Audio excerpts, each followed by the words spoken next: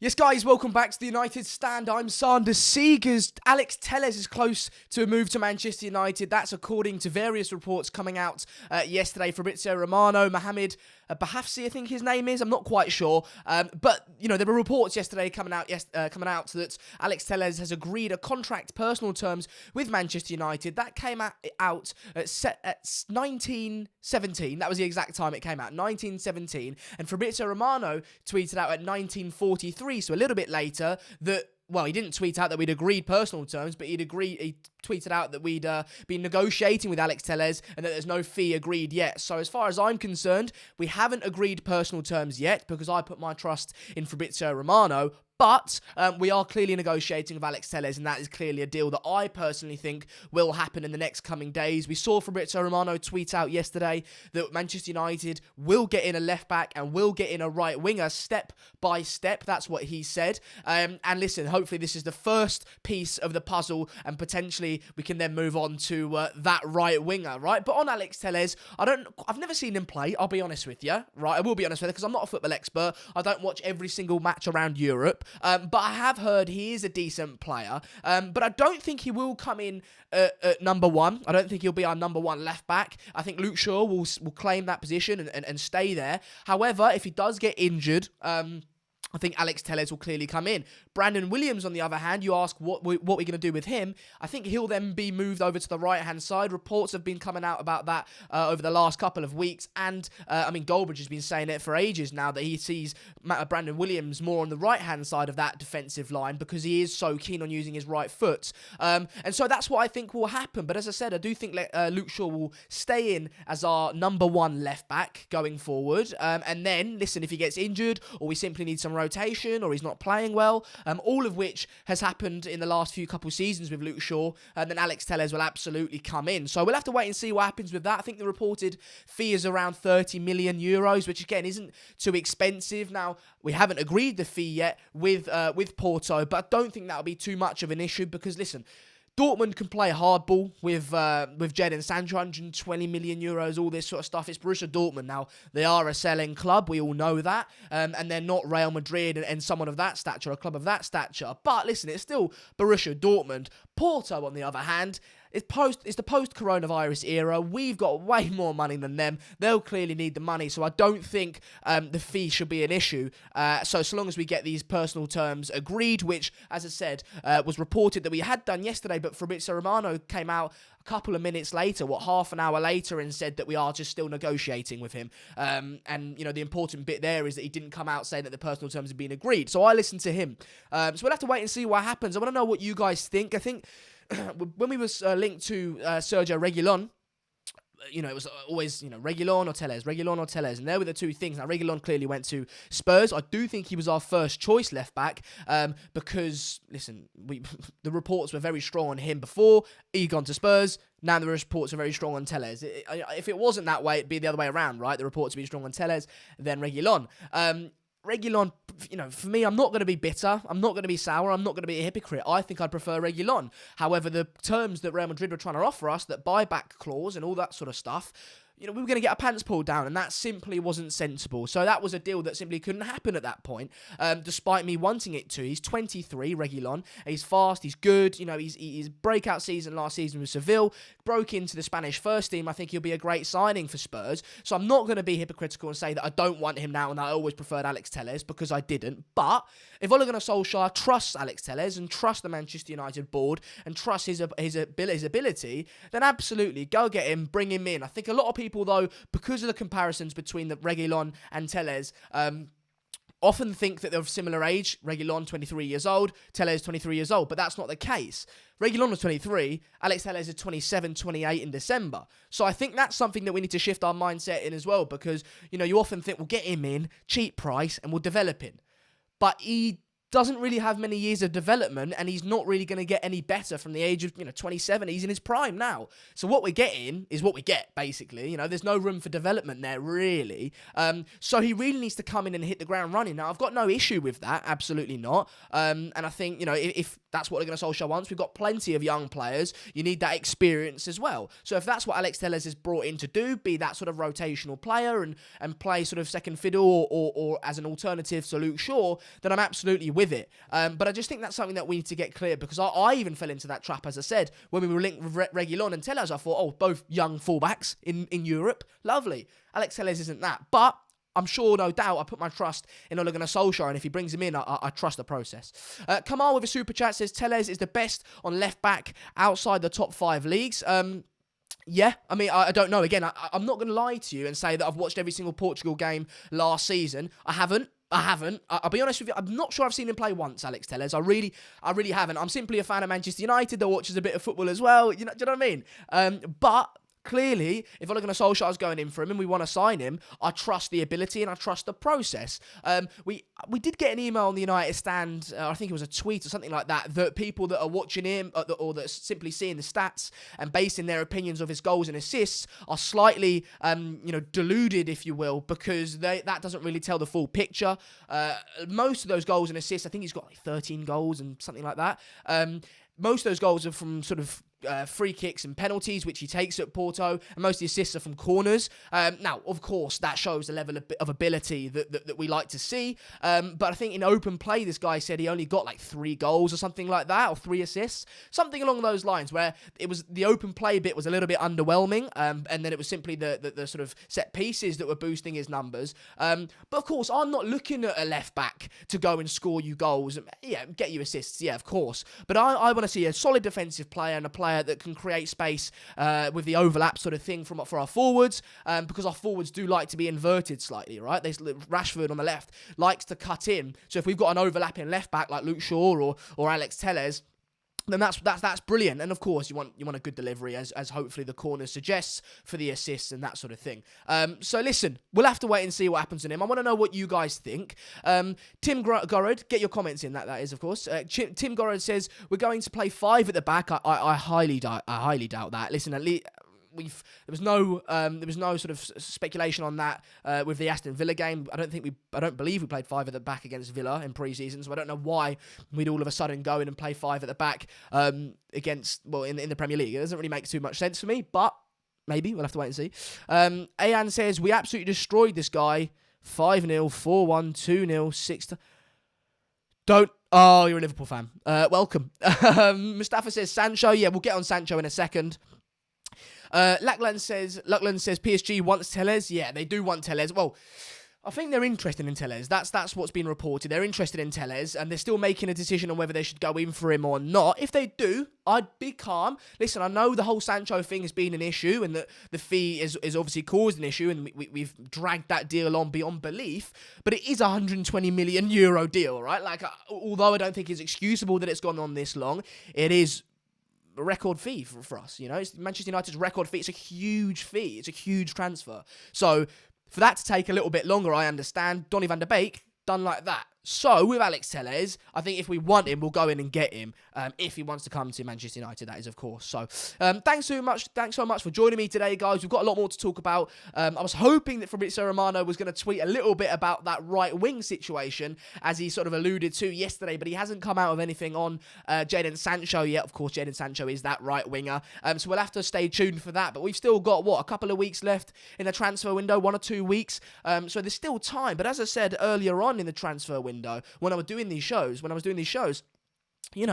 the time October the 5th rolls around, we could have potentially, depending on when the Spurs game is played, obviously with a television broadcasting schedule, we would have played Palace, Brighton and Spurs. That's 9 points. Now, of course, you bring in Jadon Sancho for an upgrade on the first team, but Mason Greenwood absolutely does a job there. He's a fantastic player, and so it's not too dramatic in regards to those first 3 games, because you need that squad depth for the future, for that Christmas period, for when games really start to get congested. It isn't congested at the moment. However, it is just underwhelming, because we would like to see our Manchester United board make a claim in the transfer window and say, we're here for business. We've got our players in early, they're in pre-season and we're ready to go. We haven't done that, and that's why it's so frustrating. Onto the super chats. Thanks you guys so much for contributing. We really do appreciate all your super chats. Reality Gamers says, just say if we don't get Sancho, who would you like to see Manchester United sign as a right winger? Well, we'll get on that later. We'll touch on that later. I think, actually, no, we'll touch on it now. We'll go on it now. I've got to faff around my thingies a little bit. Let me do this. There you go. There's a man that we've been linked with in relation to that super chat. If we don't sign Sancho, who do we sign? Ismail Assar has been linked to Manchester United for around 50 million quid, which is worrying, isn't it? Because I don't want to see us, to be honest, if we don't sign Jadon Sancho this season, and we believe that we can go and get him in the future, I don't want to see us sign a right winger at all, because then it's just congested then.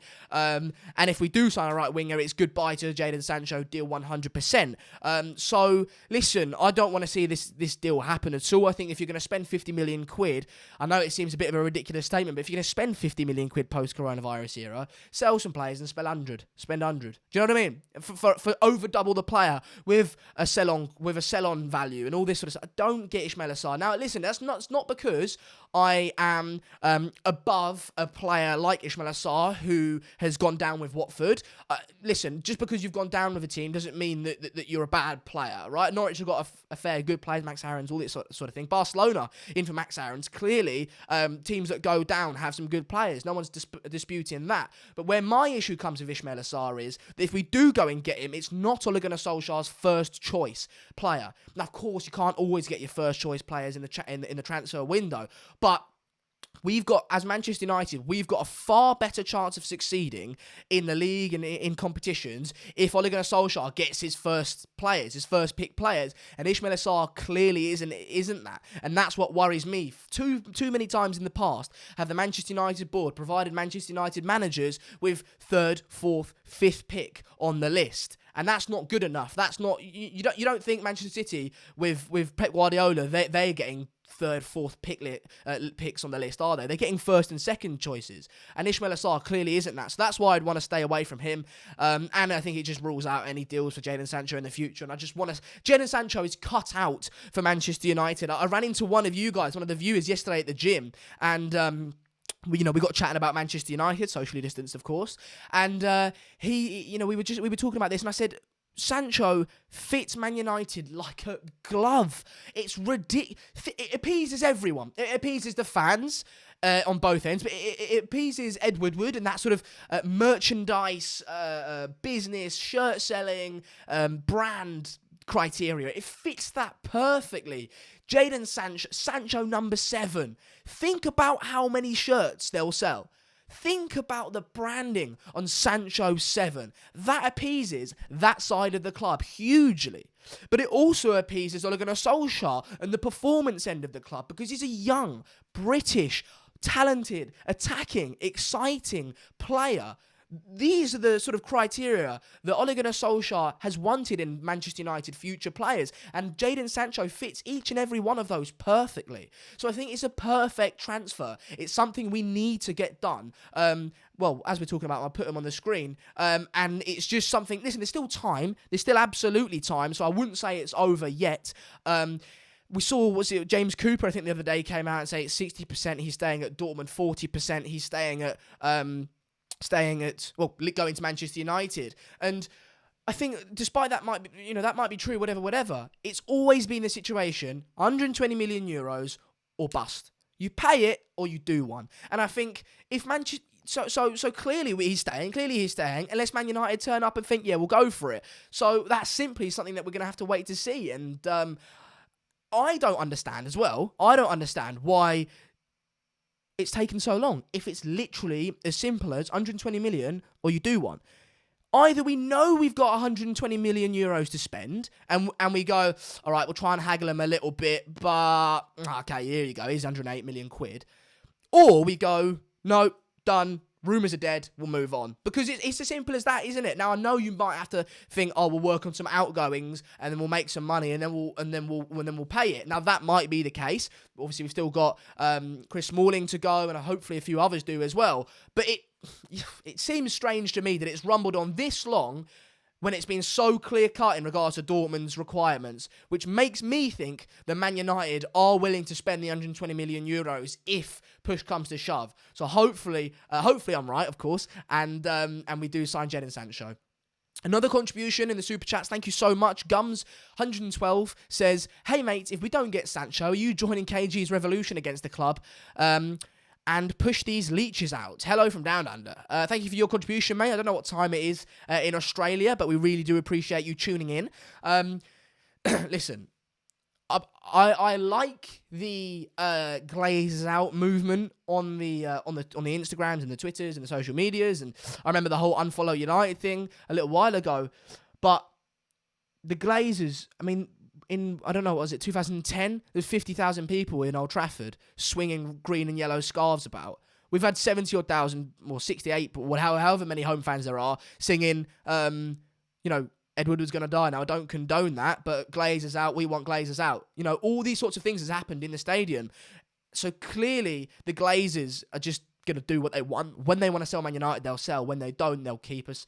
And that's just disheartening, but I feel like nothing I can do. We've had riots, we've had protests, we've had all these things. So it really is, I think, just not much fans can do, and that's horrible. We just need to keep protesting, I presume, and hopefully push comes to shove one day, and Glazers sell up. But it's tricky. As I said, we've had all these sorts of protests in the stadium, outside the ground, online, and nothing ever seems to happen. So it's frustrating. But Rachel Quinn with a contribution, thank you so much. Why are we not looking at St. Maximin? His class. On St. Maximin, St. Maximin. It's a tricky one with him. I think he should just be. He only joined the Premier League last season, and he was okay. It was good for Newcastle. I'd like to see him at Newcastle for a couple more seasons before anyone signs him, if that's Manchester United before we sign him. I don't think he was consistent enough. I think he's a nice highlights player for now. He just needs to up that consistency and improve on his end product and sort of goal tally, and then we can discuss it. But at the moment, I don't think it's something that we should be looking at. Although I certainly think that if he continues his trajectory, I don't know how old he is, I presume he's fairly young. If he continues on this trajectory in the future, you might see some of the top 6 clubs go for him. But right then, let's move down the list. Ismail Assar, we've talked about him. The Premier League's back, baby. The Premier League is back. Well, actually, before we get on that, I'll read some of your comments out. Skeng said, why don't we hire it? Okay, we're not reading that out. Ihab says, Sander, Teden Mengi promoted to the first team. Your thoughts on this? By the way, you're doing well. Keep it up. Thank you so much. We really do appreciate your support, or I do. On Teden Mengi, listen, he obviously got moved to the first team permanently, I think that's what it was, permanently, or indefinitely, I think the word was. And I was excited about it. I am excited about it. I think, again, I trust Ole Gunnar Solskjaer. I'll be honest, I haven't seen Teden Mengi play too often, because I don't watch the youth teams too often, if I'm completely honest. But from what I have seen of him, he is a very good player with a lot of potential, and Ole Gunnar Solskjaer clearly agrees with that as well and thinks that too. So in those terms, I'm happy that he's been moved up to the first team. However, when it came out, I was concerned, because I was concerned that Manchester United were almost trying to create that sort of, here's a new signing. Do you know what I mean? Pogba's fit again.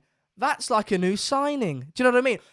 Ole Gunnar Solskjaer, his embargoed press conference came out last night, and he was talking about Eric Bailly's back. We'll see a lot of him this season, as if it's a new signing. That's great. I want fit, quality players for Manchester United. When I say fit, I mean sort of good stamina and stuff, not, although might be good for branding. Anyway, I want to see that at Manchester United, right? I definitely do. But I'm wary that Manchester United are announcing these sort of new fit players, again, fit is in stamina, as new signings, and that concerns me. That definitely does concern me. But as far as Teden Mengi is concerned, in an isolated sort of event, I'm very happy with it, and I'm very excited about it. Stick to video games. That's what someone said. Snaps. Morning, guys. Morning, Snaps. Thank you so much for joining us. Thank you, Mahul, for your contribution. He says, Lingard and Pereira saw straight player swap deal. listen, I'm on board with you. Lingard and Pereira, get them out. I'm with you, right? Servants for the club, we appreciate what you've done, despite it not being necessarily what's required. And I'm sure they're nice people, but they're not good enough for Manchester United. So as far as I'm concerned, get rid of them. However, I don't want to see Ismaila Sarr come in under any circumstances, especially not for 50 million quid. Especially not for 50 million quid. If we see Ismaila Sarr comes in, that's bye-bye to Jadon Sancho. I'm telling you now. He's 23, Ismaila Sarr. Imagine spending 50 million quid on a relegated player. Don't stress me out, Manchester United. Please don't stress me out, Ed Woodward. Please. Let's just get excited and hope that Jadon Sancho comes in. I'm frustrated like you guys. Our City is consistently commented, Sancho or we riot. Yeah, sure. I mean, I don't know what the riot includes. If it's anything illegal, then I disagree. Don't condone it. But if it's within the realms of the law, I agree. Paul John says, you're doing well, mate. Keep up the good work. Thank you, pal. Matthew Taylor says, if they start saying players are like a new signing, you know the transfer window is over for Manchester United. Well, in the press conference yesterday, Ole Gunnar Solskjaer came out and sort of was alluding to signings. He was alluding to signings, which was exciting. He was saying, we still want to get one or two in. He understands the fans and that we want to see Manchester United fans. He's a Man United fan, wants to see the best Manchester United team possible, and that we want that sort of passion from the fans. I love that. I love Ole Gunnar Solskjaer so much, but that's a separate point. And so I appreciate that. And he was talking about one or two signings. Let's see if we can do anything. So hopefully in the next couple of days, things do happen. The biggest thing for me is when Romano came out yesterday and said a left back and a right winger will happen. They will come to Manchester United step by step. And so hopefully, listen, Alex Telles can happen. If Alex Telles signs, fine.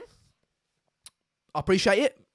I've been calling for signings, and so if Manchester United do one in Alex Telles, brilliant. Listen, if it creates strength in depth, hopefully he comes in and does well in the Premier League, and it boosts our squad and all these sorts of things, and Solskjaer gets his man, and we start to sort of strengthen all positions. That's what we need to do. But if we don't sign Sancho, nothing matters. And that's greedy, and that's arrogant, and that's like a petulant, spoiled child. But I am a petulant, spoiled child, and all of you guys are as well. We just want Jadon Sancho. We really just want Jadon Sancho. And now, again, that seems petulant, but every other transfer seems underwhelming. If we've spent the whole transfer window flirting with Jadon Sancho for October the 5th to come around, and I'll sit on our arse with Ismaila Sarr or no one else, it would be so frustrating and I'd be underwhelmed. But I am excited for the Premier League. But imagine Jadon Sancho comes in. That would be something else. But the Premier League is starting today for us. Of course, game week 1 was last week. But this is game week 2. But 1 for us. And so, listen, very excited. It doesn't even seem real. I almost forgot last night because obviously I was looking forward to doing my stream and I was like, oh Christ, Man United are playing later. I was like, brilliant. You know what I mean? Brilliant. So I want to know, first of all, I want to know one thing.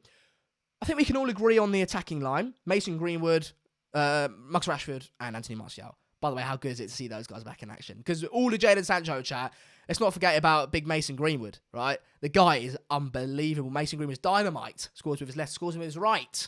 Anyway, so I'm excited to see them play. But I want to know your midfield.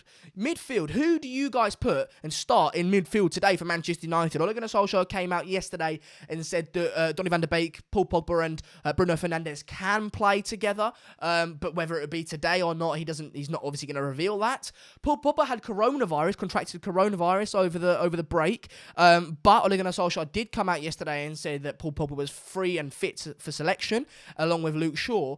And so I want to know who you guys put in midfield. Does Donny van de Beek make his debut? Personally, I think the strongest midfield that we've got is, at the moment, is Matic, Pogba and Fernandes. I don't think we break up what was working last season. Matic just had a rest. He didn't go on international duty, of course. He's retired. So that's the team I'd start. But do you guys put Donny van de Beek in it? Do you guys go balls out and put Van de Beek, Bruno and Pogba in the same midfield? You guys are all saying it now. Right, so we've got Eamon says Pogba, Matic, Bruno. Someone else says Matic, Van de Beek, Bruno. Pogba, Van de Beek, Bruno. Pogba, Fernandes, Matic. Pogba, Fernandes, Pogba, Bruno. Yeah, a lot of you are saying Pogba, Bruno and Van de Beek. What about Andreas Pereira?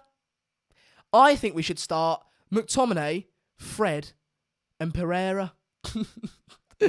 Imagine we did that. Imagine. Christ. Max says Ole out, Pochettino in. Fair enough. Pogba, Van der Beek and Matic, yeah. Listen, I don't see a situation where Bruno doesn't start. Bruno's the catalyst. Bruno's like our captain. Him and Harry Maguire are our captains. They really are. And so I don't see a situation where Bruno doesn't start. The only thing I can see happening is either Ollie goes balls out and goes Van der Beek, Pogba and Bruno in the same midfield, or Pogba doesn't play because the coronavirus, we don't know how that affects people. And so I can see maybe Van der Beek, Bruno and Matic starting in the same midfield. That's what I see happening. But yeah, listen, what's my predictions? I mean, you should go over to the United Stand website. Obviously, the people that work on the website are fantastic. So do head over there. We've got player ratings coming out and all those sorts of things, interaction articles. It's popping off on the website. So head over there. But in regards to predictions, the reason I bring that up is because we put our predictions on there today, I think. But I think I put in the prediction 3-0. I think we'll go 3-0. Now that is optimistic, and I don't apologise for that. I think that's fair enough. It's the opening day for Manchester United in the Premier League. I should be optimistic. I think if they score, I'll be concerned. I think if they score, I'll be concerned. And then I don't think obviously then it won't be 3-0, but I don't think we'll get 3. I think it'll probably be 2-1 in that case. But I think early goal, second goal in, just before half time, 1 in the second half. Do you know what I mean? I think 3-0, lovely. What do you guys think will happen in the game as well? I'm so excited. I want to know what you guys think. Yeah, brilliant. Oh, also, that's a big thing. I tweeted it out the other day, yesterday I think it was, talking about the midfield. The goalkeeping situation. What's going to happen there? I mean, today is a big day in regards to the goalkeeping situation. Because if he starts David De Gea, Henderson will be our cup keeper, or he'll come in for David De Gea if he makes a mistake. If he starts Henderson, then we've got a story, lads. Then we've got a story. Because if he starts Henderson's our Premier League goalkeeper. He's our first team goalkeeper. I predicted in the video that went out yesterday that my sort of out-the-box opinion is that Henderson will finish the season as our number 1 goalkeeper. If he starts today, he starts as our number 1 goalkeeper. That is going to be some story. What do you guys think will happen there? You guys are all saying De Gea, David De Gea. Yeah, 4-0 United, 1-0 Palace, someone said. Although his name is Ayew the GOAT, so there you go. 3-0 United. Romero in goal today. Yeah, listen, I think Lee Grant should have a chance. Everyone should have a chance. Bring in Henderson. That's what Trafford Talk says. Ruthless Ole. Listen, I'm excited to see what happens. I'm excited to see the lineup. The whole bar's hour before kickoff. It's unfortunate that the games before are so dodgy. I think it's Everton, West Brom, and then I can't remember the other game. Fulham, someone else. Fulham Leeds, I think it is. So we've got to sort of kill time until 5:30 comes around. But when it does, Christ, I'll be excited, and I'll be on the fan cams as well, so you can catch me there. Lee Grant, Henderson. Yes, I'll get the super chats. Are we still in the market? So this is from Genwill. Thank you so much, Genwill. We really do appreciate your contribution. He says, are we still in the market for a centre-back? If not, you mentioned you played centre-back. Would you come out of retirement? Hang on, I'm 18, 19, 20 in October. And play alongside either Maguire or Lindelof. Who would you prefer to play alongside with? Now, listen, I'm a free agent. I haven't played in 2 to 3 years. But my boots are in over there in the corner.